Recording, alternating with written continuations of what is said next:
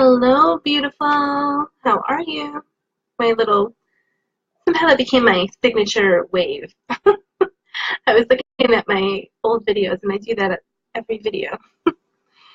Um, so yes, we're going to go over a lot today. It's going to be a double. So get cozy. I brought wine. You like my wine glass? It's chocolate raspberry. So for you ladies, chocolate raspberry wine. I'm going to tell you why I'm having wine with this call. Well, this video. It has been a crazy day today, but I wanted to make sure I got in here and did this video. It's actually kind of funny now that I made it through. I can laugh at it, but what a day. I decided that I wanted to attend Business Mastery with Tony Robbins. And if you follow Tony Robbins, you know what that is. And I had a really great opportunity. Someone was selling their ticket, but I had to come up with the money fast.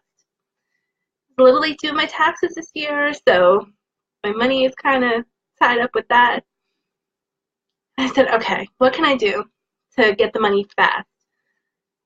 I've had my business for a few years now. Never took a business loan before. Well, for anyone that is a business owner in the group, if you've ever tried to take a business loan, the amount of documentation and paperwork that you have to send over is absolutely insane. I made the mistake of applying online last night. This is where the headache came in. The calls started nonstop yesterday, carried into today. Apparently, they sell your information online, so when you apply with one, it goes to a whole bunch of other companies. I counted, and I had 48 phone calls today. 48. I'm like, oh my goodness, what are you people thinking? So I said, okay, I'm going to unwind, and I'm going to do this video today, hence the wine. So if you want to join me with wine, feel free. I'm having chocolate raspberry because I thought, I mean, how appropriate. It's chocolate, right? So anyway, I'm going to get into the video now. We'll start going through the steps of forgiveness. I broke it into stages for you. It's a little bit long, but if you follow it in the order, it's really powerful. So give you guys a chance to settle in. Open up the document if you want. I uploaded it earlier today so you could follow along with me. And I'm going to elaborate a lot on many of the stages so that you can really experience it and feel it and understand why I'm doing it in a certain way. So far, we have went through day one, and that was just a sense of exploration. Who do you need to forgive? What might you need to forgive? Determining whether or not it was within yourself, others, maybe both, and naming it. Day 2 and 3, we worked on forgiving yourself and then letting go. Now we're going to work on forgiving others. So if you look at the worksheet and follow along with me, make notes if you have to. I think this is really going to be powerful for you and you're going to get a lot out of it. Hopefully you've gone through the other videos. If not, you can always go back. They're in the group so you can catch them at any time.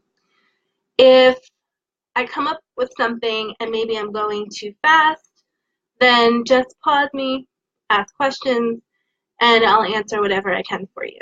Sound good? Okay.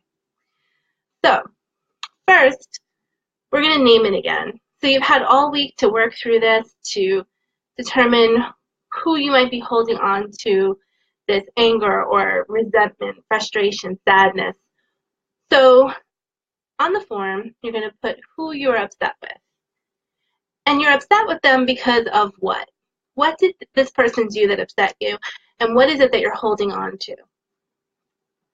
Now, I'm going to give you a couple of instances that I've worked through myself personally in terms of forgiveness as we move through this. So you can start to see how it applies and how it changes the way that you view things. So we all have people or situations that have hurt us, broke us, really painfully gotten to our hearts, maybe caused us to be shut down. We've all had different situations in our life, but it's how we work through them that is really key. And when we hold on to pain, when we hold on to anger, when we hold on to frustration, the only person that is truly hurting is yourself. Because when you're holding on to that, the other person doesn't even know, most likely. They are out and about living their life, and there you are, aching and hurting and frustrated. So you really want to be aware of that, and just know anytime that you feel that maybe, oh, I'm not going to let go, I'm not going to forgive them because they did this to me and that's not forgivable, anything like that. Just remember, you're the only person that's suffering. Holding on to the anger and resentment is only hurting you. Forgiveness is for you and no one but you. Okay, so just remember that. Now, the person that you've been holding on to, this feeling that you need to forgive, I want you to get really curious and try to be objective. And sometimes it's hard when you're hurting, and hopefully the pain isn't too fresh and the wound isn't too new, because it's a little bit more hard and difficult to be objective. But if you can look at this objectively and think about what happened, think about the basics of what was said, what was done, and look at this person, this individual, and get curious. And you're going to say to yourself, I know that you did this because you need blank. What do you think that they need? And it could be something so simple.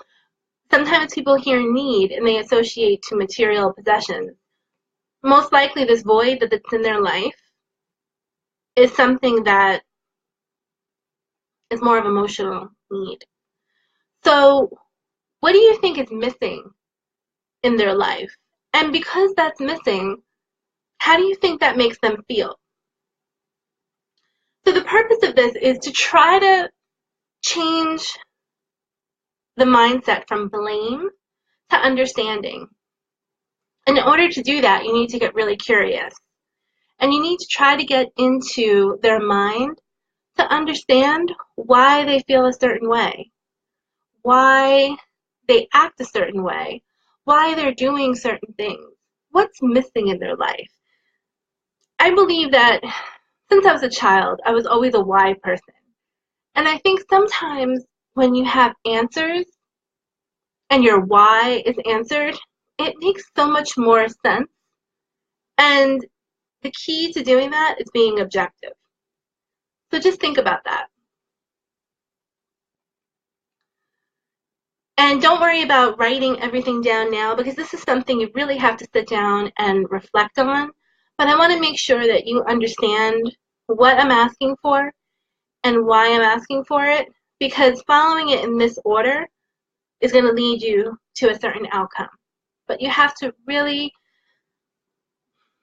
keep your heart open, keep your mind open, and just approach this from a genuine curiosity so that you can really obtain what's possible for you. And I want you to be able to let go of what's been hurting you and what's been holding you back. And by going through these stages, even if you have to do it repetitively, it's possible. And I'm going to share with you a story that I share often with my clients to show you what I mean. I may have shared this before. If you've caught my story, you know some of my background. You may not have caught my story, but I'm going to share that with you today. So, growing up, my mom was in a very bad car accident while I was in the car. I was 5 years old, and it triggered her to, from that point forward, have regular onset of bipolar episodes where she was hospitalized. So she was hospitalized most of my life from 5 until my early 30s, about 10 years ago. And each year, she had to go into the hospital for 1 to 2 months. Now, as a child, of course, I didn't understand that. But by my teens, I became responsible for her. And my parents divorced when I was 15. 13, I started to kind of understand what was going on. But by 15, I was the decision maker. And I had to be the one to put her in the hospital every year till my 30s. And in that stage, while I was learning to do that, my father and I just became more and more combative with each other. We're not getting along. And I ended up getting emancipated at 16 and moving out. I was fortunate enough that one of my close girlfriends took me in and I lived with them so that I can finish high school at the same high school. The process of dealing with my father was painful. I mean, he would come to the house and threaten me. At one point, I tried to do the right thing and introduce him to my new boyfriend. He threatened him, wanted to break his kneecaps and everything under the sun. Very, very, very difficult person. Through the years, I had to separate myself, and not really by choice. He didn't want to talk to me, and it was pretty much mutual at that point because he had become so abusive. I don't know if it was the years of dealing with my mother or what got to him, but he was very, very angry. And it got to the point the only time I would call him is if there was a funeral, because not only myself, but my whole family he had separated from. He had since remarried and wasn't talking with anyone. Calling him for a funeral is a very sensitive subject. And we had a couple of really tragic incidents that were unexpected. And when I called him, he really didn't have any heart. He didn't seem fazed by it and actually cursed me out and hung up the phone. And I'm thinking, what kind of person can do this? And it broke my heart, and I cried myself for hours, wondering, why is this happening to me? Why doesn't he love me? And it took me a really long time. Now, in the midst of all this, I'm still dealing with my mother, who is bipolar, and she's in the hospital every year. And in my 30s, I made the decision that she was going to have a social worker assigned to her, and it was very, very difficult to make this decision. But when I did it, I had to stick to my guns and trust my gut that I knew I was doing the right thing. And for a year, I told her I wasn't going to talk to her until she signed the papers. And she was stubborn. She did not want the social worker. She did not want a stranger in her house. And I had to stick to it, right? It was not easy. It was not easy. Because I already wasn't talking to my father. Now I'm not talking to my mother. And after a year of holding my ground, my mom finally signed the papers. And do you know that since the time that I think I was 32, like 13 years ago, she hasn't been back in the hospital since. So I stuck my ground. And we have a much better relationship now also. I can actually talk with her. But for years before that, I resented her. I resented her because my childhood was taken from me. I had to make decisions that no child should ever have to make. I resented my father for leaving me with all this. I resented him for not talking to me. So I have a lot of different emotions that I was dealing with. And I think that's also why I understand my clients. Because I've been in difficult situations. People see me now and they say, oh, you're so optimistic, or you have yourself together. But it wasn't always that way. And it took a lot of work.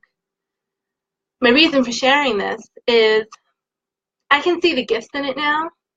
And I can see that because of dealing with my mom all those years, I had such a deep understanding and curiosity for understanding the mind since I was a child. What makes certain people act a certain way and others don't? Why? Right? And I read books, I got into personal development, I asked questions, I talked to people. I just wanted to understand it. And unfortunately, there's not a simple answer. But I accepted it. I didn't always understand it, but I accepted it. And with my father, you know what? I held on to the anger for a long time because he wasn't there. But I realized that my life was more peaceful without him. I can't control how he's going to react to me or to anyone else. And a friend of mine actually ran into him a couple of years ago, and he's still just as angry. I mean, at this point now in his life, he's got so many physical ailments, and it's because he's holding on to this anger, and this is what holding on to pain does to you. So, if you're able to let go, it doesn't mean that you're making them right, but it means that you're letting go and you're moving on. And the best way you can do that is finding the lesson. And I realized that having that independence at such a young age, while being at that young, tender age, it wasn't easy. And it was downright scary at times. But at this stage in my life, and even in my 20s, I felt like I was so prepared for anything that comes at me. And people always tell me, you just have a way of dealing with stuff. And I'm very action oriented and problem solving oriented. And I think it's because I had to think on my feet since I was a kid. And I never knew what was coming at me. Between my father's temper and my mom's mood swings, I didn't know what was coming. So it teaches you to act on your feet instead of taking your time and thinking things through. So it taught me to be a problem solver, and it made me very strong. So I found the gift in it.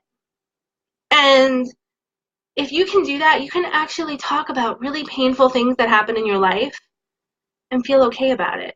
And I'm not saying it happens overnight. That's not what I'm saying. If you're still feeling the pain and the wound is still fresh, it takes time. But going through the steps that I'm going to share with you are going to help you do that. Does that make sense? Okay. So the next thing that you're going to think to yourself is, we're going to go through some insight now. Because of what you did, or maybe you're still doing, I feel blank. So what are you feeling because of what they did? What are some of the emotions you were feeling? Are you feeling angry? Are you feeling hurt? Are you feeling abandoned? Are you feeling less than loved? Are you feeling not good enough? What are the emotions that you're going through? And then I want you to explore them. I want you to fully acknowledge and own how you feel. And I want you to know that no one can make you feel a certain way.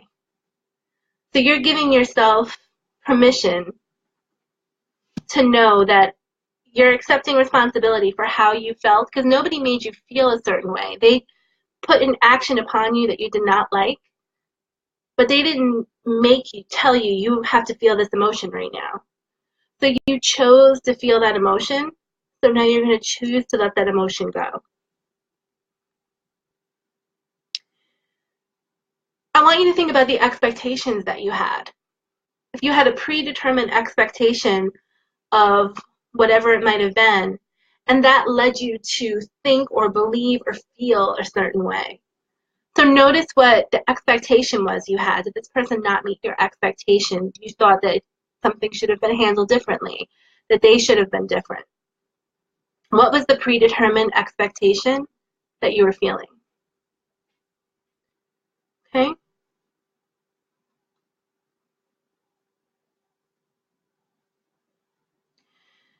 Maybe you've been looking for answers and searching within your soul, and you want to put the blame somewhere. While looking for these answers and where you put the blame, notice that you may have interpreted things away from the story, away from the baseline of the story, and acknowledge that in looking for answers, that you saw certain things. So, did you, I don't want to say fabricate, I'm looking for the word. Did you elaborate on the story and make the story bigger than it was? Sometimes when we're feeling pain, the story starts here, but by the time we're done explaining it, it's all the way up here, because our heart is looking for answers and it's feeling pain and it's looking to blame someone. So you're telling it and it's growing and growing and growing. go back down to the baseline of the story and what happened. And look at it as a factual baseline of naming the incident itself. Okay, and then you're taking away all of the story that came after it. Because you're looking at the story, it then leads you to believe that you are something. So these are often the limiting beliefs that stay in our mind. And so it has led me to believe that I am not smart enough. It has led me to believe that I'm not good enough. It's led me to believe that I'm not pretty enough. It's led me to believe that I'm not worth it. It's led me to believe I'm not worthy. It's led me to believe that I cannot be loved. It's led me to believe that no one will like me. What are the things that come up for you because of the story that has been built around the incident that happened? What did that lead you to believe?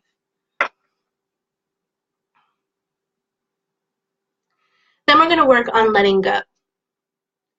So recognize that your soul has been searching for a lesson. Your soul doesn't want to feel this pain. Your heart doesn't want to feel this pain. It's yearning to be free, right? And so because of that, it's brought on similar stories in your life. And now you are open to see that lesson and name what those similar stories are. So sometimes you see patterns in your life. And the reason those patterns are showing up is because you haven't learned the lesson yet. So what similar things have happened in your life that remind you of this first initial incident that you have not let go of?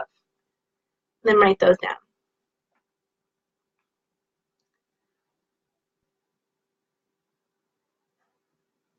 I want you to recognize that when you get upset, you're triggered by parts of yourself that you've repressed and you've held back.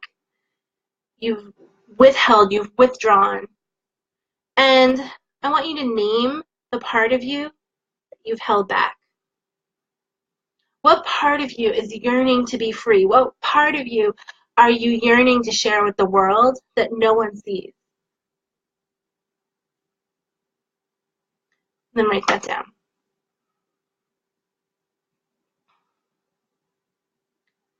I want you to let go of the need to be right, the need to judge, and acknowledge that there is no right or wrong, but lesson and growth,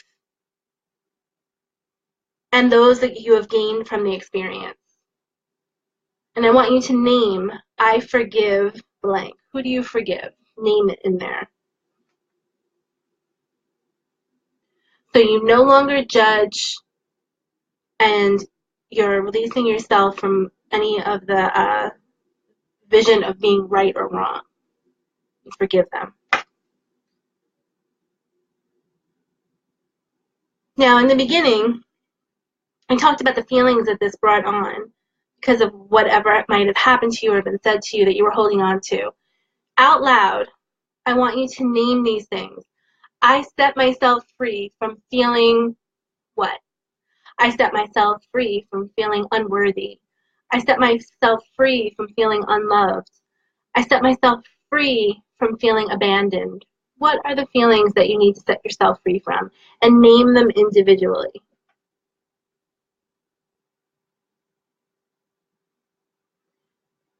Then you're going to give yourself an opportunity for a brand new beginning.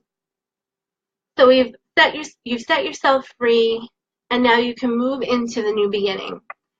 So this is a chance to rewrite your story. You give yourself that hero ending, the stronger version. You started out writing this in more of a victim mindset and a pain mindset, and now you're going to reignite the hero in yourself, and you're going to share a new ending to your story. This does not mean that you're going to fabricate the story. I shared with you my story of what happened with my mother and my father. I didn't fabricate anything. I didn't change anything. I'm sharing with you how I've grown because of it. And so I can say confidently that because of my mother's mental illness, it's helped me so much to understand people, I probably have one of the biggest hearts you'll ever meet because I have such a deep passion for helping other people. And because of that, people naturally feel safe with me. They feel connected when they talk to me. And it's because this isn't a facade. This is me genuinely wanting to help people. So notice what the story was that you started with, but what is it giving you? And this is your chance for a new beginning. This is what you want to hold on to. This is what you want to remember. This is your new beginning. Followed by that, you're going to give yourself peace. And